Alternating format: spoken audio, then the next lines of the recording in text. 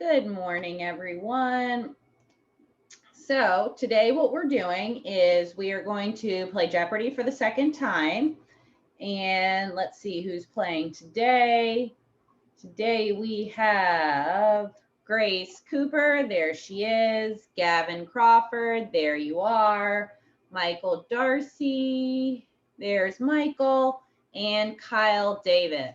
All right, you four are here. Is there anybody in the class that has not taken the quiz that perhaps emailed me and told me I didn't open it up for them? Everybody here has taken the quiz like they were supposed to, correct? We good? Okay. All right. I have not started grading those yet, so I'm going to try to do that a little bit later today. So your grade shouldn't be up there yet, so don't be looking for it. All right, let me pull up the quiz questions. Do we have any questions before we begin? No questions? All right, let me share my screen.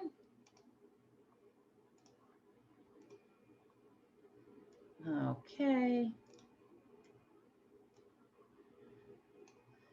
And let me just, let's see, we got Grace. Okay. All right, are we ready? If you four want to turn your mic on. And here we go. Just shout out the answer when you know it. Literature review. Very good, Gavin. All right. The other ones that I would have accepted were meta-analysis, simulation study, or scientific method scoring system. Here we go.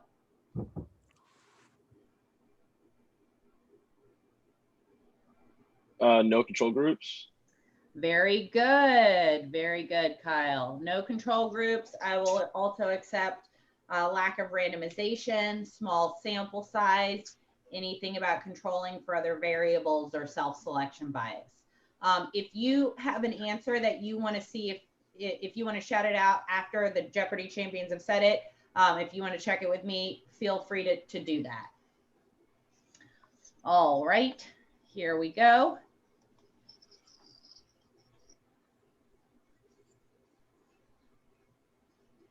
So read the abstract first. Right, but what are the three? There are three things that we're supposed to pay attention to when doing a lit review. Research design. There we go, Gavin. We want research design, results, or limitation. If you sort of describe those things, like I think I had a student in the other class say, note how the researcher is getting their data, I'll accept that as well. All right, here we go.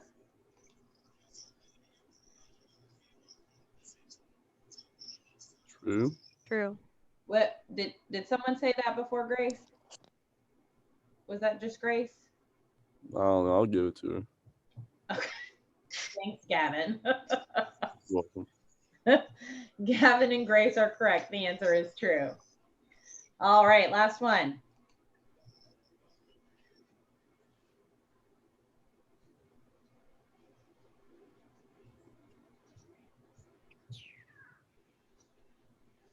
You have like scientific reasoning. I can barely hear you. Say that again. Sorry, it's the only way to determine if it works if you have scientific reasoning. Yep, that is correct. All right, so we have a tie between Grace and Gavin. So you two, I'm going to give you a question. All right, why is it important that studies be based on random assignment? Oh, so you don't have like bias based on like gang affiliation or what they're already in prison for. Okay, that's your answer. Grace, what's your answer? I wanted to say the same thing. Also, just to make sure that there's no bias in it, and that it can be applied to a general population. Right. Those are both excellent answers. So this week we have 2 Jeopardy winners. All right. So all 4 of you will get a 5 out of 5 for playing, and we'll have Gavin and Grace come back. Okay. All right. Any questions before we start our 3rd lecture? Okay, no questions. Let me pull it up.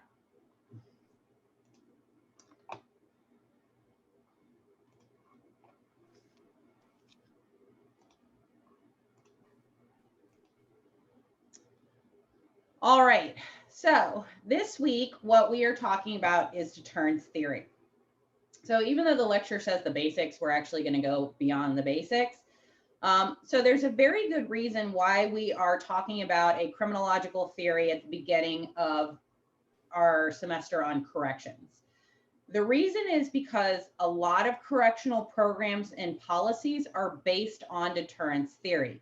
So I want to go over the basics of deterrence, and then we are going to talk about the problems with deterrence theory, specifically the flaws of the deterrence doctrine, as well as what the empirical research says about deterrence and how we can turn that into public policy. Okay, so this is the first lecture that we are going to start looking at research findings and turning them into policy. And moving forward, starting with quiz 3, the 5th question for all of your quizzes is going to be name one policy implication that we discussed from this lecture. So as we start practicing policy implications, please make sure that you note them because that will be the 5th question moving forward. All right. So who in here has taken criminology before? Do we have some people that have taken that? Okay. All right. Did you guys cover deterrence theory in criminology? Yeah, you guys went over this? Okay. All right, very good. So the first couple of slides should be very familiar. And then we're going to sort of go beyond what the basics are. So I should change the name of this lecture. It's really not the basics. Okay. So the classical school of criminology was the product of the Enlightenment. It was influenced by philosophers like Rousseau, Voltaire, Bentham, Locke, Hobbes, and many others. And the classical school of criminology is what deterrence theory was born from. So this school is based on the idea that human beings are rational, they are calculating, and they are hedonistic, which just means self-interested, right? So these are kind of the assumptions of the classical school of criminology. So in order for us to understand how any of these policies work, we have to assume that all humans are rational, calculating, and hedonistic or self-interested beings, right? So therefore, if that's the case, the human's goal is to maximize their pleasure and to minimize their own costs or their pain. So because of our hedonistic and self-interested nature, crime is a natural act because it's often an easy way to secure things that we desire, right? So it's a lot easier to steal something than to get an education, get a good job, and buy it, right? So we can maximize our pleasure by taking whatever we stole and minimize our pain by avoiding all the years of schooling and job training and receiving legitimate paychecks, right? So the key theme of the classical school of criminology is that crime is a natural act, or crime is the product of free will and rational deliberation of individuals. So in other words, people are rationally contemplating whether or not they're going to commit a crime and that they are not compelled by outside forces to do so, right? So there's not anything on the outside that's pushing someone towards crime or pulling them away from crime. That crime is the product of free will and rational deliberation. So we all have free will, we are all rational, and we all take the time to weigh the benefits of committing a crime versus the costs or the penalties that that might incur. So if you're thinking about this right now, you might start to begin to see some of the problems when we have policies that are based on the classical school of criminology, right? I would say that for the most part, human beings probably are rational, calculating, and hedonistic, but I don't think that every single human being is rational, calculating, or hedonistic. I would also take issue with the fact that people aren't compelled by outside forces to push them towards crime or away from crime. If you just simply think about socioeconomic status, some people will be pushed towards crime, whereas those that don't have a problem with money might not be pushed towards crime like somebody that's living paycheck to paycheck, right? So we can't talk about the classical school of criminology or deterrence theory without talking about Cesar Beccaria. So let's just quickly go over his components as well. So Essays on Crimes and Punishment was the seminal work of Cesar Beccaria, and it was his ideas about penal reform. So the essay criticized the penal policies that were being used at that time in Europe, such as torture, forced confessions, arbitrary decisions, as well as very brutal punishments. So his essay had two components, the first of which was a harsh critique of the way the laws were done in Europe at that time, right? And the second was a series of reforms for these antiquated laws. So the point of these reforms were to make the legal system at that time more humane, more rational, more efficient, and more fair. So several of the proposed reforms, including things as simple as just writing down the laws and publicizing them, right? This means that if the laws are written down, the authorities have little discretion. So at that time, many of the laws were not written down and posted. Why might that be?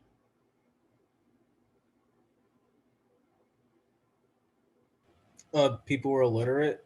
Exactly, right? So Cesar Beccaria says, okay, great. Even if most of the population can't read, we still have to have our laws written down so that if somebody does question whether this is against the law, there is a written document somewhere that we could examine with a group of people that could read, right?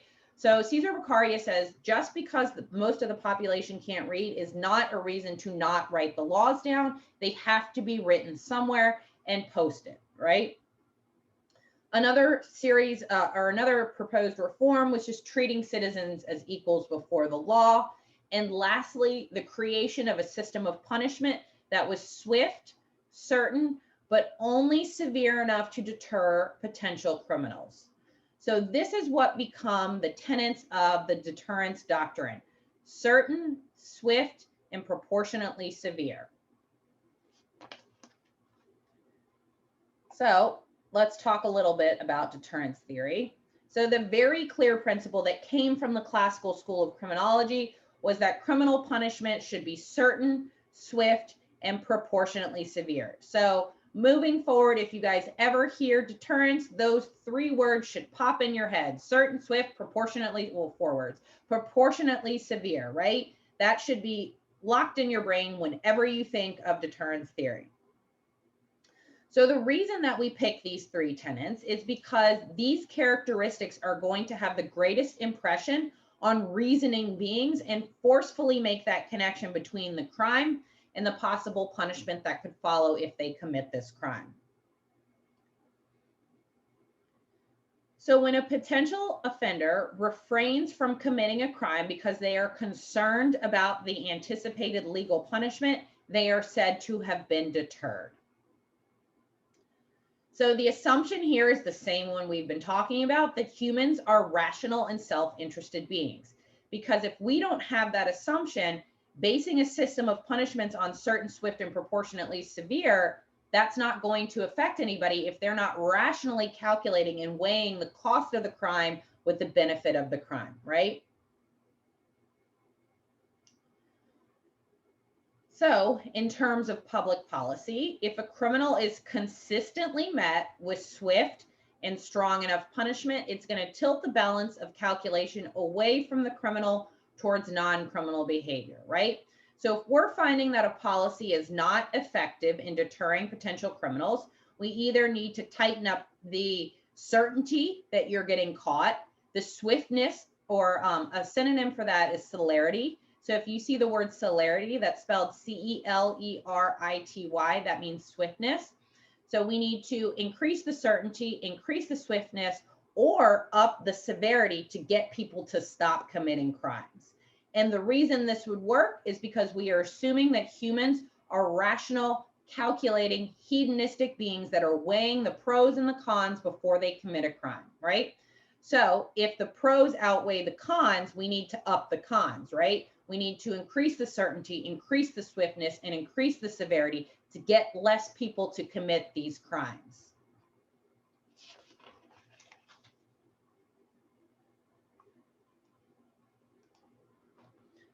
All right. So those of you that have taken criminology before, who can tell me the difference between general and specific deterrence?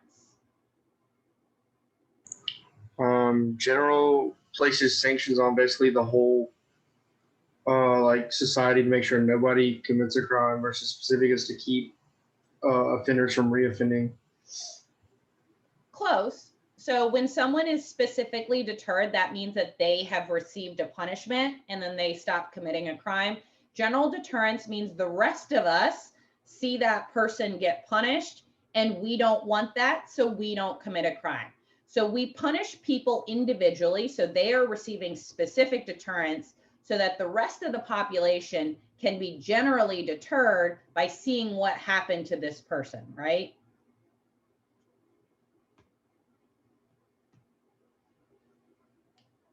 So next we're going to take it a little bit further. So thinking of this idea that people are rationally contemplating whether they're going to commit a crime, what this implies is that everybody has kind of a constant dynamic calculation going on in their head about whether they consider a behavior to be risky. And what deterrence theory is saying is that if we can up the sanctions, that will tilt the balance away from something that we consider to not be risky behavior into risky behavior, right? And it's all about the sanctions. But Stafford and War said it might not just be about those punishments, right? So everybody has a constant sort of dynamic, ongoing calculation going on in their head. Are they going to commit this crime? Do we consider it to be risky? Stafford and War said there are 4 things that go into that dynamic calculation. The first one is your personal experience with punishment.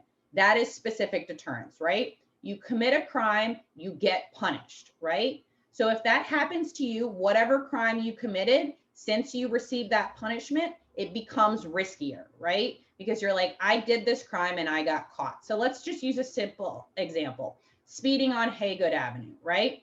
If I speed on Haygood Avenue and I get a ticket, in my brain, that becomes a risky behavior, right? Because I received a punishment. But Stafford and War said, it's not just about receiving punishments. It's also, how many times do you commit this crime and you don't get punished? That also goes into your brain to determine if this is risky behavior. So it's not just personal experiences with punishment, it's also personal experiences with punishment avoidance, right? So I've been working at the Citadel for going on 6 years. If before the plague, every day I drove into work and I sped on Haygood Avenue and I did not receive a ticket, to me, speeding on Haygood Avenue is not a risky behavior, because for 6 years, I have had personal experiences with punishment avoidance. I have not been getting tickets on that road, right? But if all of a sudden 2 days in a row I get tickets, I have 2 personal experiences with punishment, that calculation in my brain, all of a sudden, speeding on Haygood Avenue becomes much riskier than it was before. So if we're doing this sort of dynamic calculation, it's not just our personal experiences with punishment or punishment avoidance. We also have to think about our vicarious experiences, which just means our friends, right? So how many times have our friends sped on Haygood Avenue and received a ticket, right? So that would be vicarious experience with punishment. And just like with the personal, how many times have our friends sped on Haygood Avenue and they have not received a ticket, right?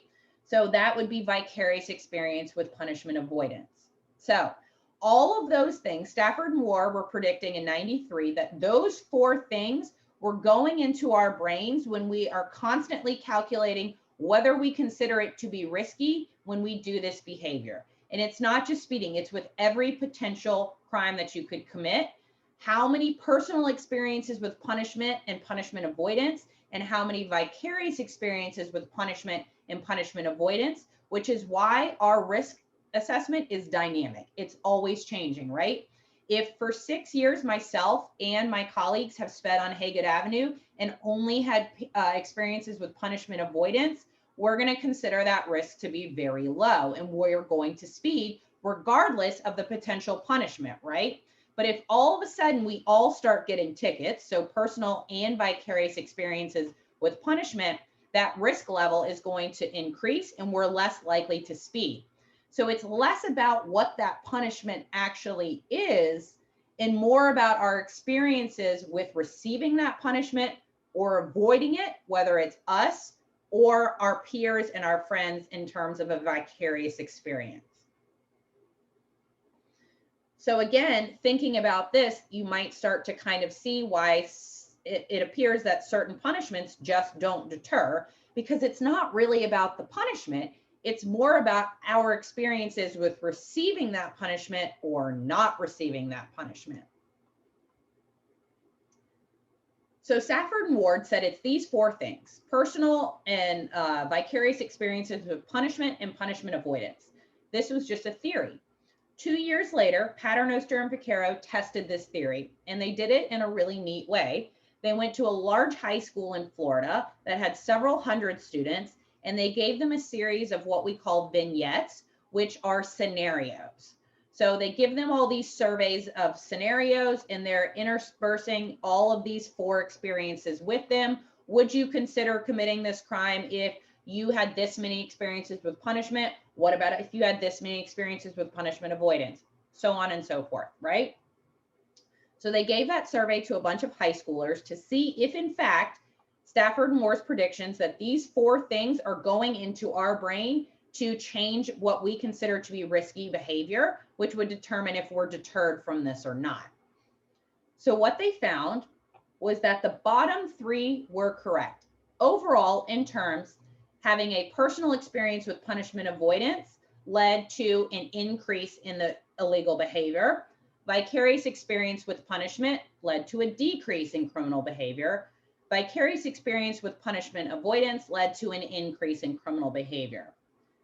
The one weird finding they found was that specific deterrence increases illegal behavior, which is this one right here. So remember, specific deterrence is when you get punished, right? So you get punished led to more criminal behavior. And so that's kind of the weird finding they had. And they spent several pages in their discussion describing those results. But overall, what they were seeing was that the effect of perceived risk was dependent on a combination of your personal and vicarious experiences. So again, it was less about the sanction and more about our experiences with experiencing that sanction or avoiding that sanction. But let's talk about that weird finding, right? So you are punished for a crime and then you keep doing it. So they said there are 2 possible reasons why that might be. One was Sherman's defiance theory, which is exactly what it sounds like. You get punished for a crime and you're defiant and you're saying, you can't stop me, I'm going to do it anyways, right? So that was one potential thought. The other one might be labeling theory. So who can put that into context with me? Thinking about how labeling theory works, why might somebody continue to commit crimes after they've been punished? Because at that point they're labeled as that criminal, so they don't feel like they have like any other choice, I guess, about what to do. That's perfect, Jacob, right? So it's kind of a twofold thing. It's about your sort of living up to, you're labeled this person, this is your new label, you live up to this, but it's also not as sort of simple as that. If you think about it, people that have been incarcerated, when they come out of prison, they have a whole lot of prison baggage that comes with them, right? So it's hard for them to get a job. Trying to regain that label as a non-offender is almost impossible for them. So now that they've been labeled as this criminal, it's just easier to live up to those standards because it's easier to continue selling drugs when you can't get a job because you've got a felony, right? So those are the 2 reasons why they thought they had these findings. I'm thinking there's a third reason, and I think it has to do with the sample. So who remembers, who are the people that they tested that I just explained? Who did they test? A bunch of high schoolers. Why might high schoolers do this as opposed to somebody else? Aren't they in that age range? Go ahead, one of you. How about John? You started? I was just saying because they're within that like 18 to 25 age. Yeah. I mean, it makes total sense. I think about my behavior in high school. My parents would tell me not to do something and I'd be like, you can't tell me what to do. So I'm thinking that this finding probably had a lot to do with their sample. So the way that we phrase this in research is that this abnormal finding might be an artifact of the sample, right? So if they sampled people outside of the age crime curve or just people that weren't in high school, high schoolers are a defiant bunch of people, right? So I'm wondering if they sampled people outside of that age group, if they would find a different finding right here.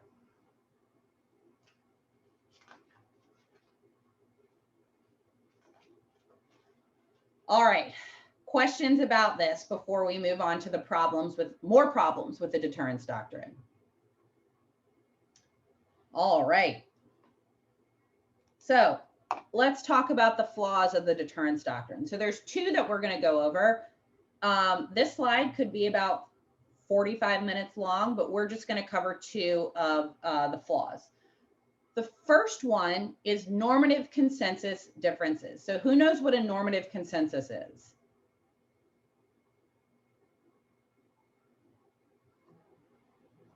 No one? Can't break those words down? What's a consensus? Ma'am, maybe it's something that society deems as normal, acceptable Exactly. behavior. Exactly, right? So this is something that I start when I teach my intro class, we start with this, right? So our laws are based on the normative consensus of that time. So what we consider to be illegal is non-normative behavior. So if we think about it, if we have a law that says this thing is illegal, right? And we have different subsets of the population that agree or don't agree with that behavior, they're not going to be equally deterred, right? So let's think about guns, okay? And then we'll do a fun little experiment after this. So owning a firearm, Second Amendment, right? However, if you're convicted of a felony, you're not supposed to own a firearm, right? So very stiff penalties come with that. But if we compare the types of people that would carry around a firearm, if we look at gang members, if you are living in a high crime area where gangs are very prevalent, it is very normal for you to carry a firearm. In fact, it's stupid to not carry a firearm because if you find yourself in the wrong neighborhood repping the wrong colors, you're going to get shot at, right? So for them, carrying a gun is as normal as putting their shoes on, right? So we've got those group of people that think carrying a gun, not only is it normative, it's imperative to their safety, right? Compare that to me. I am terrified of guns. I don't like looking at them. I don't like knowing that they are in the house. I don't know how they work. I mean, I know you pull the trigger. I asked my husband one time, how do you turn a gun on? So if we are trying to create a sanction, sorry, Sam, I know you're laughing at me. If we are trying to create a sanction to get the entire population to not carry a gun, you don't even have to finish that sentence. And I'm like, good, I'm not going to carry it, right? If you ask a gang member, it's going to take a much higher threshold. You might not even be able to hit a threshold for them to not carry a gun. So for me, carrying a gun is non-normative behavior. For a gang member, it is normative behavior. So when we have different subsets of the population that agree that an illegal behavior is non-normative, they're not going to be equally deterred by the same sanction. So think about marijuana laws, right? Our nation is bitterly divided about whether marijuana should be illegal. For those people that think that marijuana should not be illegal, trying to get them to stop doing it is going to be a lot harder because that is not something they consider to be wrong and something that they consider to be normative.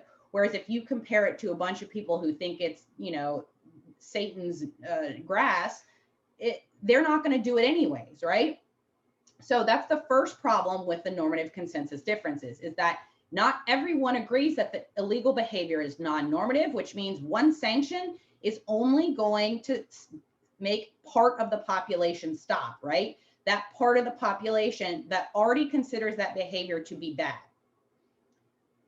Now, there is the second one, which is everyone is not going to be equally deterred by the same punishment. So let's play a game here. This is always fun. Let's say South Carolina this morning said, you know what? Owning a firearm is illegal. before we even get into the constitutional issues, this is an example, all right? So raise your hand if you would get rid of your guns if the punishment for owning them was $100. Who would get rid of their guns? No one? Let's see, I can only see part of you. All right, so we have no one that would get rid of their guns for $100. What about $500? Everybody still got their guns? What about $3,000? No? Okay, okay. $10,000. Who would get rid of their guns for $10,000? No one? Okay, all right, let's try this one. A year in prison, not jail, prison. Anybody? All right, Bryce is out. Emma's out. Okay. Oh, Ethan and Juan. Okay, all right. What about 5 years in prison? Who's out? Josh, Zach, Darren, Joseph. All right, we got more people. Patrick, no 5 years. All right, we still got some people hanging on. 10 years in prison. Anybody folding? Oh, Carlos is out for 10 years. Life without the possibility of parole. Who's out? We still got some people. All right, the death penalty. Oh, David's out for life. Who's out for the death penalty? Okay. Who would still own guns? Raise your hands if you would still own guns regardless of the punishment. All right, Jacob, Hampton, Gavin. Who else we got? Andrew, Jordan. Here is my point right here, is that not everybody is equally deterred by the same punishment. So trying to come up with a punishment that our entire society will be equally deterred by is damn near impossible, right? So when we think about why certain subsets of the population just can't follow the law, it might have a lot to do with the normative consensus. One, they might not agree that that punishment or that crime is illegal, so it's going to take a higher threshold of punishment to get them to stop it. Or two, they're not everybody is equally deterred by the same punishment. So even if we just think about $500, right? Bill Gates is not, it doesn't matter what the crime is, Bill Gates is not going to be deterred by a $500 punishment. We've got a single mother living paycheck to paycheck. Hell yeah, she's probably going to be deterred by that. And we can also think about it in terms of a prison term, right? So for me, if you threaten me with any amount of time in prison, even if a night in jail, I'm probably not going to do it, whatever it is, right? But if we're talking to somebody that has spent their life in and out of prison, threatening them with a night in jail is not very threatening. Threatening them with a year in jail is not very threatening. Most people that have spent a good amount of time in prison aren't threatened until you get above a dime, which is 10 years, right? So depending on who you are, you're not going to be equally deterred by the same punishment. And this is why we see a lot of subsets of the population that just can't seem to follow the law. And it's not that they have disrespect for the law. It's just that that behavior is normal for them, or the punishment hasn't hit that threshold that would actually deter them from doing that. So that's the first big flaw in the deterrence doctrine, which is why when we have correctional policies that are based on deterrence theory, a lot of times they don't work because of these normative consensus differences. The other one is just a lot of fancy words for saying we got a problem with the severity of punishment. So the current doctrine says that courts should impose stiffer penalties to deter more crime, right? Which assumes what we refer to as the economic conceptualization of penal sanctions. So what that means is that if we double the punishment, we're going to double the number of people that don't commit or that are deterred by that crime, when it's not that black and white. Usually people kind of have a threshold in their mind, right? So if we say you get a year in prison, right? And we feel like people aren't being deterred by that, so we double it with 2 years. it's not that people that weren't scared of 1 year are all of a sudden scared of 2 years. We're not doubling the number of people that are deterred. Usually people kind of have these arbitrary thresholds in their mind, right? Somebody that's been in and out of prison their whole life kind of has that dime, that 10-year mark, right? So if we take a punishment from a year to double it to 2 years, double it to 4 years, double it to 8 years, that it's not affecting them the way this economic conceptualization should work.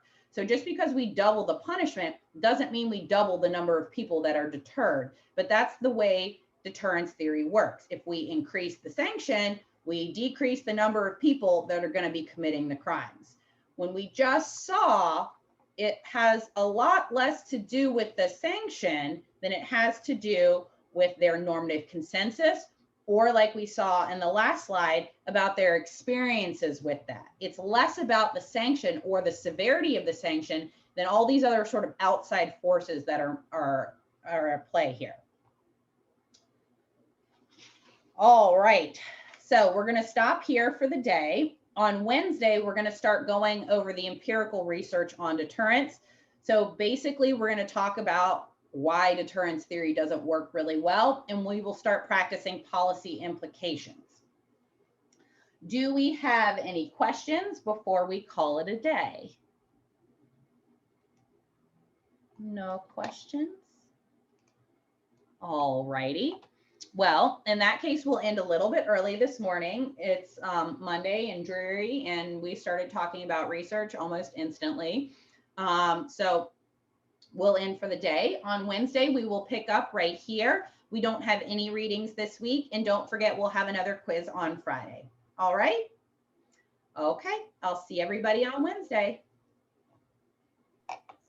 Thank you, ma'am. All right, have a good one. Thank you, ma'am.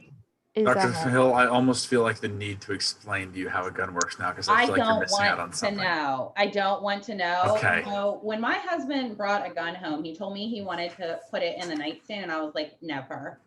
And so I finally agreed that it could be in the nightstand.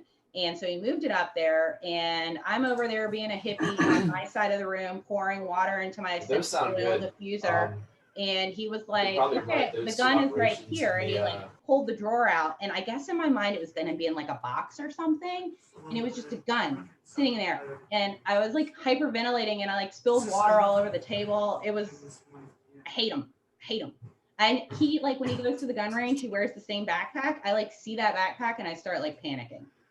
Hates it. So please, we don't need to talk about guns, Sam. Don't need to know how it works. None of it. It's no, quite simple. Apparently you don't okay. turn it on. I was talking, apparently it's the safety. Whatever. Yes, that is probably that is the best thing I think I've heard. That's the funniest thing I've ever heard. On a Monday, that is the best thing I've ever heard on a Monday is how to turn a gun on. Yeah, Robert almost spat it. That made my day.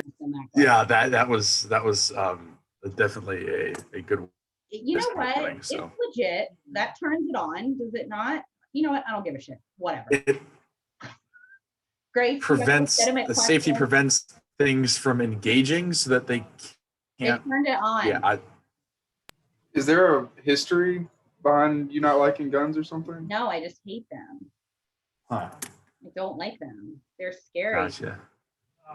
I mean, I've been one gun when I was 12, and it was one of those big ones, and it like hit me in the shoulder, and I didn't care for that. Ah, yeah. But like a shotgun? Yeah, probably a shotgun. Is that what that is? Well, the mistake if whoever had you shoot the first time you're little and you shoot a shotgun, the idea is that you tuck it under your armpit. So when it kicks, it doesn't hurt you, and you're just getting comfortable with having it in your hands. So whoever handed you a shotgun for the first time and said, shoulder this, is probably not the person to teach you how to shoot. So. Whatever. That wasn't the problem. Guns are fucking scary, and I'm not interested. Oh, you made my day, so thank you.